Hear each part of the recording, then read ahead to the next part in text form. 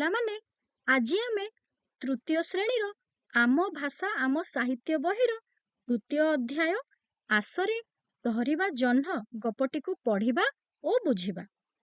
ଗପଟି ଆଲୋଚନା କରିଲା ପରେ ତୁମେମାନେ କହିଥିବା ଗପକୁ ମନ ଦେଇ ଶୁଣି ଓ ବୁଝି ନିଜ ପ୍ରତିକ୍ରିୟା ରଖିବ ଓ ନିଜ ଶୈଳୀ ଓ ଭାଷାରେ ଗପ କବିତାକୁ କହିବ। ତ ଚାଲ ପିଲାମାନେ ଆମେ ଗପଟିକୁ ଆରମ୍ଭ କରିବା। ଆଚ୍ଛା ପିଲାମାନେ କହିଲ, ଜହ୍ନ କେଉଁଠାରେ ଦେଖାଯାଏ? ଜହ୍ନ ଆକାଶରେ ଦେଖାଯାଏ।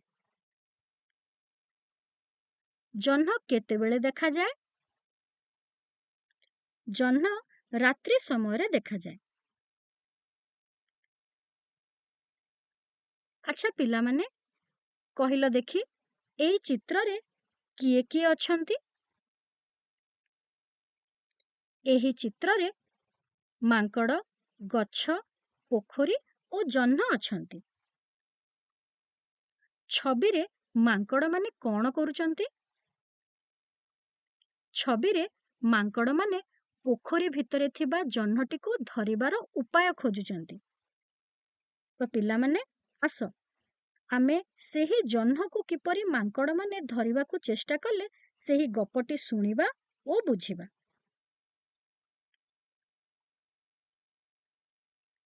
ଦଳେ ପିଲା ମାଙ୍କଡ଼ ପୋଖରୀରେ ଜହ୍ନକୁ ଦେଖିଲେ। ଆକାଶର ଜହ୍ନକୁ ପାଣି ଭିତରେ ଦେଖି ମାଙ୍କଡ଼ମାନଙ୍କ ଖୁସି କହିଲେ ନ ସରେ। ସେମାନଙ୍କ ଭିତରୁ ଜଣେ କହିଲା, ଆରେ ଦେଖ ରେ, ପୋଖରୀ ଭିତରେ ଜହ୍ନ, ଚାଲ ତାକୁ ଧରିବା। ଜହ୍ନକୁ କେମିତି ଧରିବେ ସମସ୍ତେ ଉପାୟ ପାଞ୍ଚିଲେ। ସମସ୍ତେ ଉପାୟ ପାଞ୍ଚୁଥିବା ବେଳେ ଜଣେ ଜହ୍ନକୁ ଆଗ ଧରିବା ପାଇଁ ବ୍ୟସ୍ତ ହୋଇପଡ଼ିଲା। ତେଣୁ ସେ କିଛି ଚିନ୍ତା ନ କରି ପୋଖରୀ ଭିତରକୁ ମାରିଲା ଗୋଟିଏ କୁଦା। ହେଲେ ଜହ୍ନ କାହିଁ? ପାଣି ଭିତରୁ ଜହ୍ନ ଏକାବାରେ ଛୁ।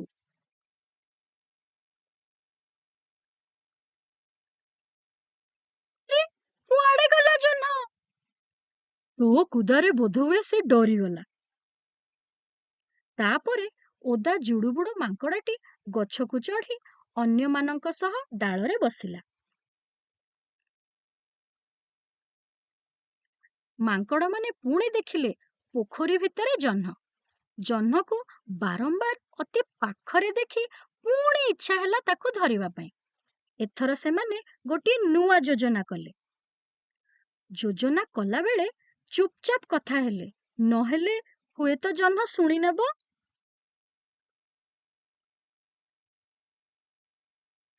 ସେମାନେ ସ୍ଥିର କଲେ ଜଣେ ଅନ୍ୟ ଜଣଙ୍କ ହାତ ଧରାଧରି ହୋଇ ଗଛରୁ ତଳକୁ ଲଟକିବେ ଓ ଚୁପଚାପ ଜହ୍ନକୁ ଧରି ପକାଇବେ। ଏହିପରି ଯୋଜନା କରି ସେମାନେ ଆରମ୍ଭ କରିଦେଲେ ଜହ୍ନ ଧରିବା କାମ। ଏତେବେଳ ଯାଏ ବୁଢ଼ା ମାଙ୍କଡ଼ଟିଏ ଗଛରେ ଥାଇ ଏମାନଙ୍କର କାମ ଦେଖୁଥାଏ।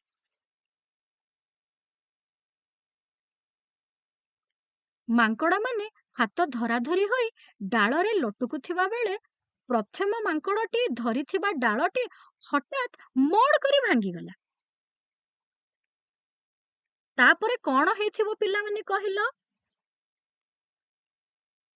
କ'ଣ ମାଙ୍କଡ଼ମାନେ ଜହ୍ନଟିକୁ ଧରି ପାରିଥିବେ?